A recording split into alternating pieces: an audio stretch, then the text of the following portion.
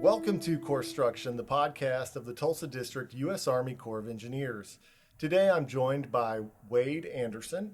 Wade is the Chief Engineer and Dam Safety Officer for the California Mega Projects Office of the Southwestern Division. Is that correct? Yes. All right, cool. Wade, thank you for joining us for Corpstruction. I appreciate you taking time before your retirement today. What do you think about when you look back and you see 35 years?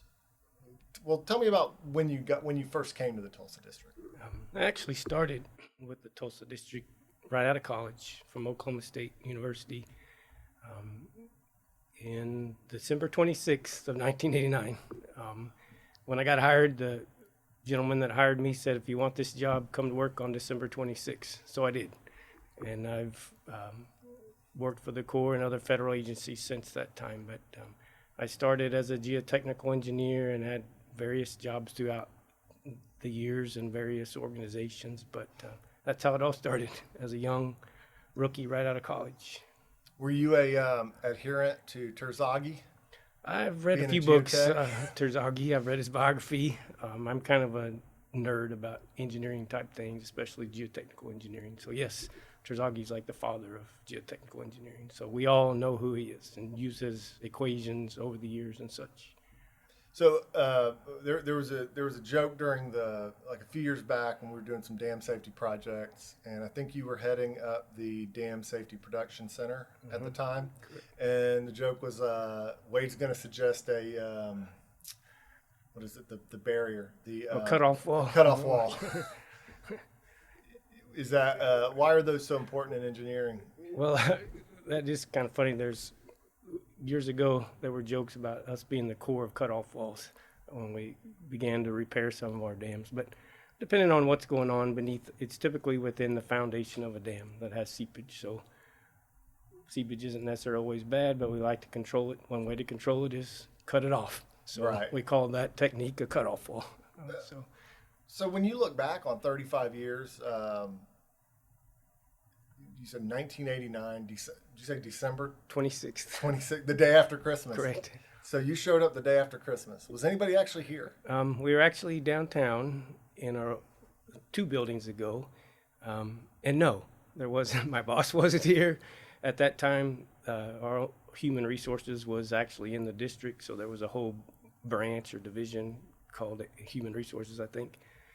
And they weren't there. They didn't come until like 10 o'clock. So my buddy and I both started the same day and sat there in front of the human resources office till 10 o'clock. But they did get there and put us immediately to work, reading things, catching up on things, all that kind of stuff you have to do when you start. Signing all that in process and paperwork. Actually swearing us in. I don't know if we still do that, but yeah, you still do. Well, we did 10 years ago. I'm pretty sure we still do.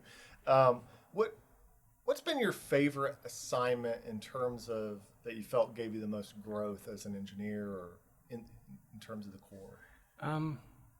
That's a really good question. I could think of my favorite for a lot of different reasons, but as far as growth, I'd been mostly a technical engineer for 20-something years when we actually established the Dam Safety Production Center that you referred to a minute ago. And I'd been a supervisor for just a short time.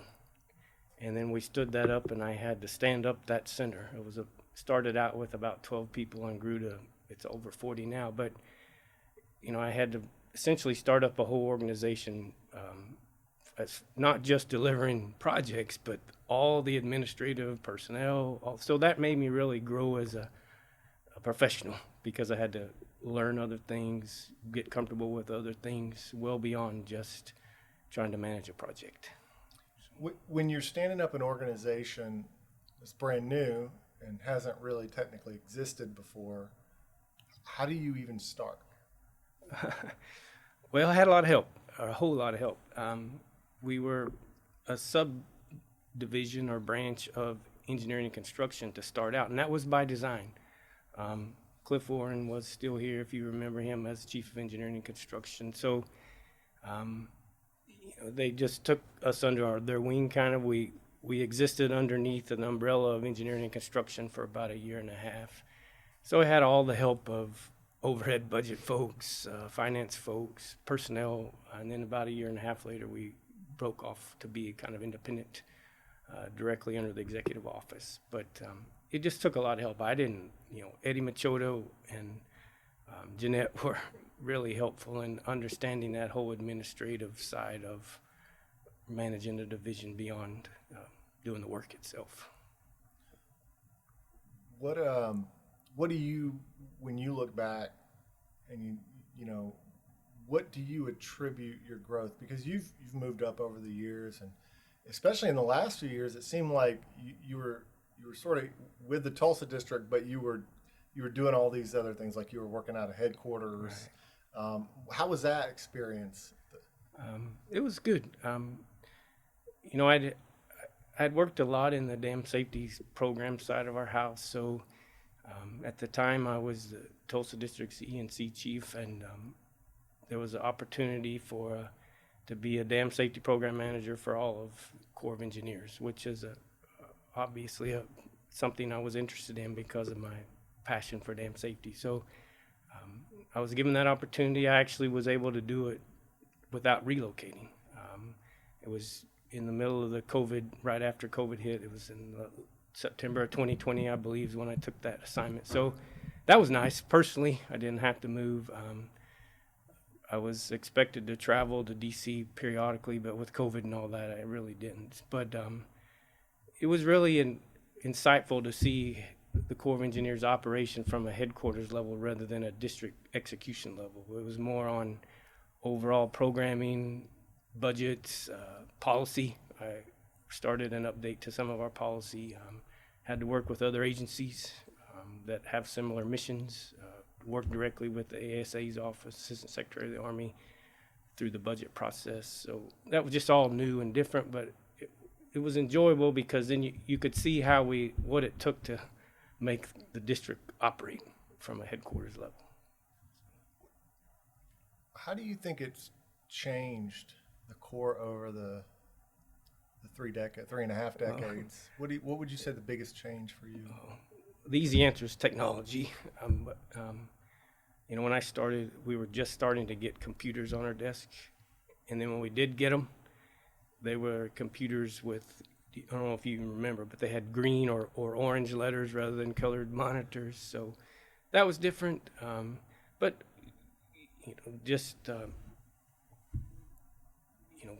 people change with time. We were just coming out of a time where we had built a whole bunch of projects, finished them in the late 80s. So we were into an operational mode, which that kind of changed our expertise need a little bit. So we were no longer designing and building dams. We were still doing military construction, but so that changed with time. Those are probably the two biggest things. I think obviously cell phones. You worked from 8 to 5 or whatever. With cell phones now, it's a little bit more flexible. That in a good way, I think, but does keep you kind of in touch around the clock rather than 8 to 5. So those are 2-3 big things. Now you served as the dam safety officer for the Mosul Dam Rehabilitation project. Correct. What was that like because you're seeing a project that was constructed, I'm assuming by people who, outside of the United States, obviously, Correct. but by probably international engineers. I'm sure Correct. They brought in a lot of different people when they originally constructed it. But what was that experience like, being in Iraq and trying to keep that dam in order in the middle of essentially a Right. war? Right. That was probably the most challenging assignment I've had. For me personally, being away from a comfort place. It was comfortable there. I had my own little room and plenty to eat. And we were always safe. Nothing ever really happened. I became the dam safety officer a little more than halfway through that project. But it was built with the intent to continually grout the foundation. You talked about a cutoff wall earlier. Grouting a foundation is a similar technique. Just because of the type of foundation it was built on, but they'd got behind on that because of all the war and things you had mentioned. So there was an Italian firm there. Treviicos was doing the grouting. There was the Corps of Engineers was leading the engineering and construction management of that. We had some engineering consultants there with us. But probably the most impactful thing that happened to me, first of all, you get to fly in on Blackhawks. Well, that's pretty cool. Getting on a helicopter. Right. Yeah. So I'd never done that obviously before and probably never will again. But so that was always fun. And that even seeing those Blackhawks come and land every couple of days in our camp was kind of your lifeline. You knew that was how you were going to get home someday. But the day I landed, General Semonite, who was at that time the chief of engineers, got on the helicopter I got off to come home. And they'd had a change of command of the task force. There was a colonel that was the commander of the task force, and the new one was Colonel Sechrist. And I'd been there about a week, and he called me in his office, and he said, "Did you see General Semonite here the day you landed?" "Yes, sir." He said, "We need to get out of here by July 5th of 2019. It was about, I think it was May of 2018, something like that. He said, "You need to figure out what makes you guys comfortable with leaving this dam and going home."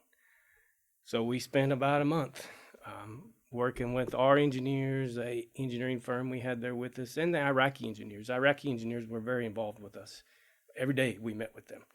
And we came up with a plan. We prioritized it, gave it to the contractor and our construction management folks, and everyone was gone on July 4th of 2019. And there's been folks go back, not with the Corps of Engineers, but have said that the Iraqis have continued to grout that as intended with all the modern technology that was provided to them and training and such. So I think that's a success. We got out on time, as General Semonite gave us that due date to get out, and everyone got out safely. I think it's often understated in general for people who don't know, like the significance of being the dam safety, engineer or the engineer on a project, lead engineer. When you have to sign off on something, can you talk about the enormous responsibility that goes into, that aspect of being an engineer? Right. Because you're sort of the captain of the ship in terms of if something goes wrong, everything's going to point back to you. So you want to make sure it's right. Right. No, that's what we do every day. I mean, that's our job. So, there's really two roles for that here in the district. There's a chief of engineering or engineering construction that's really responsible. And then there's a dam safety and levee safety officer that oftentimes is the same individual. But, the day-to-day engineering that we do is under the responsibility of the chief of engineering and construction. And we have a whole staff of experts. You can't be an expert in everything. So you have to rely on those that are. But it's still important. It's a significant responsibility, not just on civil works. The same thing applies to military construction. We're working under our authority and essentially our license, if you will. And then dam safety and levee safety officer, when we're in flood operations, that's your responsibility. And I've often said to my colleagues and those that work with me that being a dam safety officer might be 5% of your job when you're the chief of engineering and the dam safety officer, but it's the most important 5%. So, and I've also often said, that's what we work for every day. My daughter used to laugh at me and say, my dad gets excited when it rains. But not because I want to flood, but just because we've worked year round 2-3 years, and now it's time to test what we've been trying to maintain and be ready for. I had a thought in my head, and then I just lost it for a second. Give me just a moment to catch up.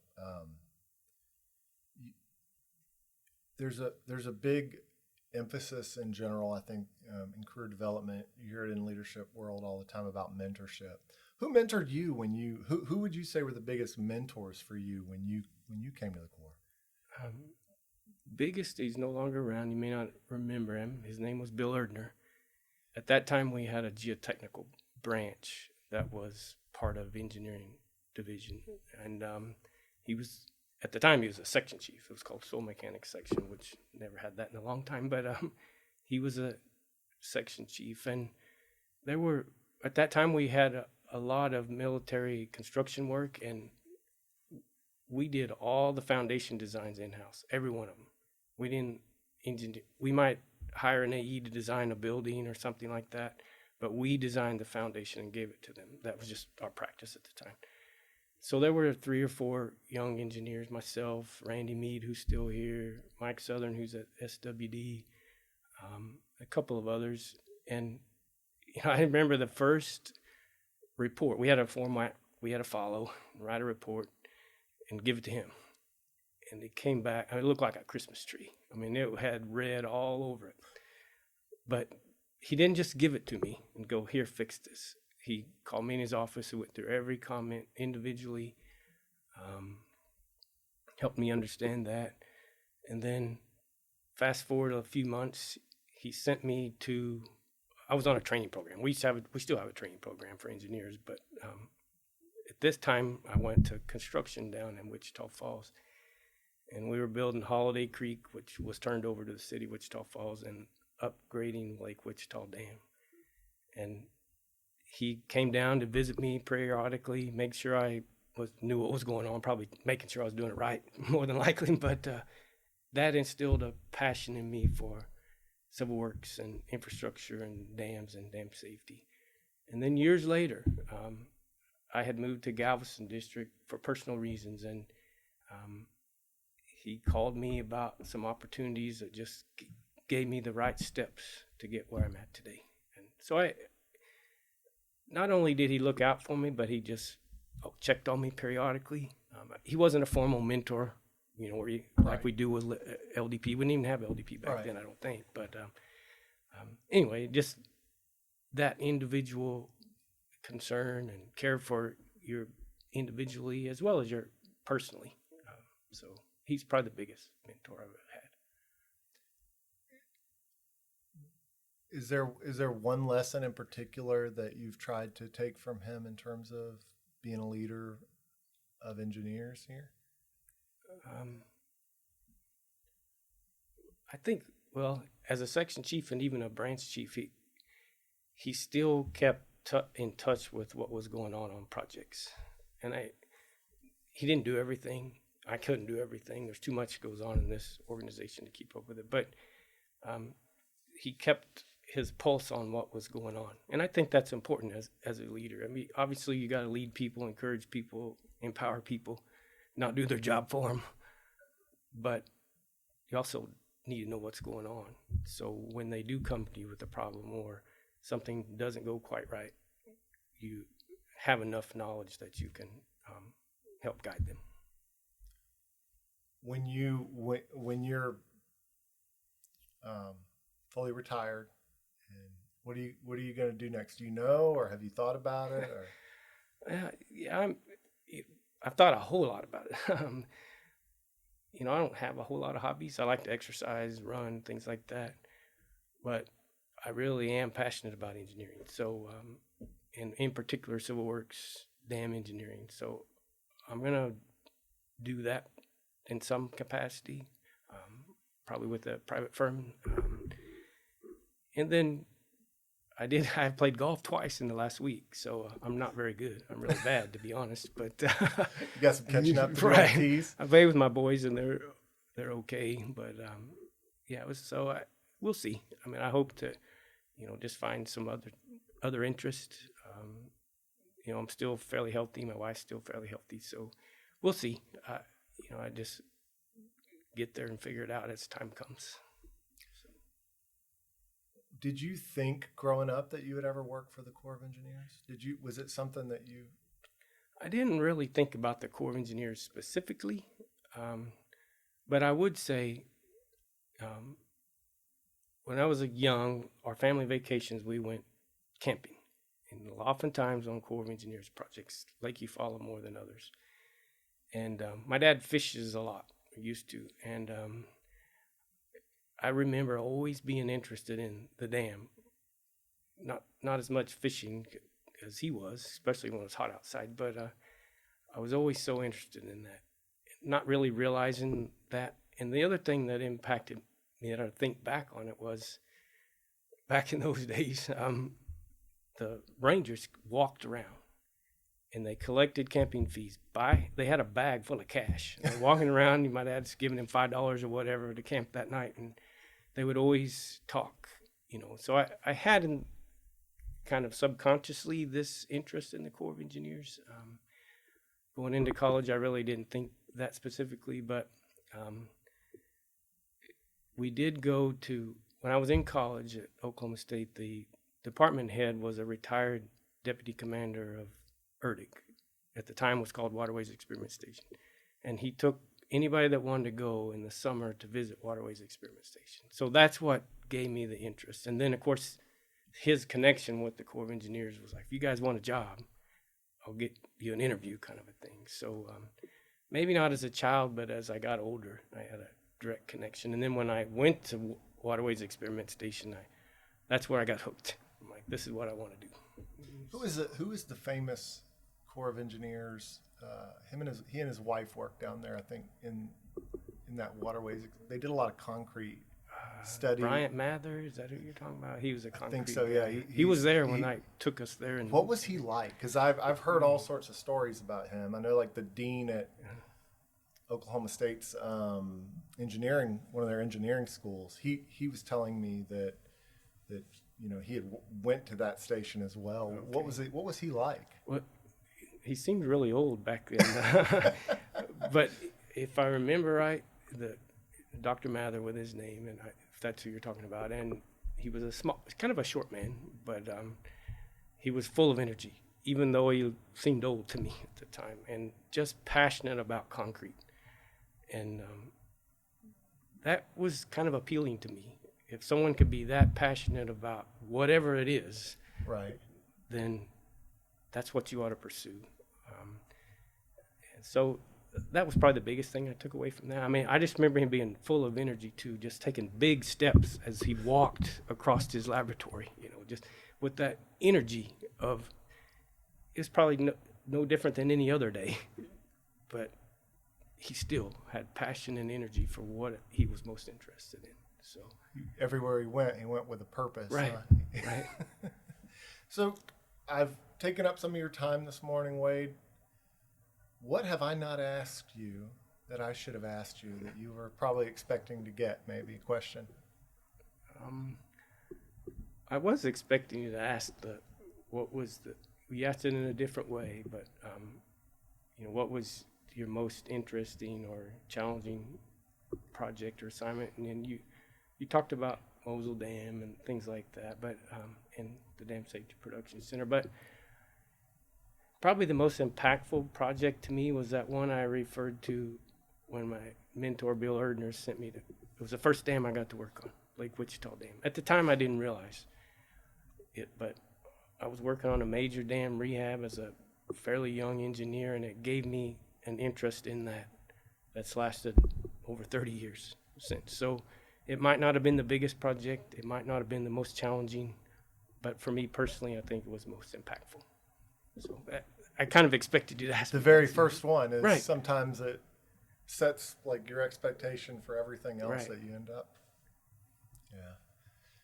Well, Wade, we're certainly going to miss you here. I hope I see you around. Are you going to get back to Stillwater, see some football games and stuff? My brother-in-law and sister-in-law tailgate now with their kids, so if I can, I'll go. Well, it's fun to go to the game. I love football. I love that environment, the energy and all that with a college football game. Doesn't have to be Oklahoma State. That just happens to be the one I like. Well, that's where you went, right? Right, correct. Did you go to a lot of games as a student? Oh, I went as many as I could. I mean, we had season tickets, I guess, as a student, so that was always fun to go. Mostly football games, not right. so much of the other things, but I did go to other sports too, wrestling and such. Well, thank you again, Wade, for taking the time to sit down before you do your official retirement, a ceremony anyway. Correct. And I do hope we see you around. And please don't be a stranger to the district. Please stay in touch. Thanks, Brandon. Thank you for joining us for Corpstruction. Corpstruction is a production of the Tulsa District U.S. Army Corps of Engineers Public Affairs Office. This episode of Corpstruction is brought to you by the California Mega Projects Office, Southwestern Division. Once again, thanks for joining us and have a great day.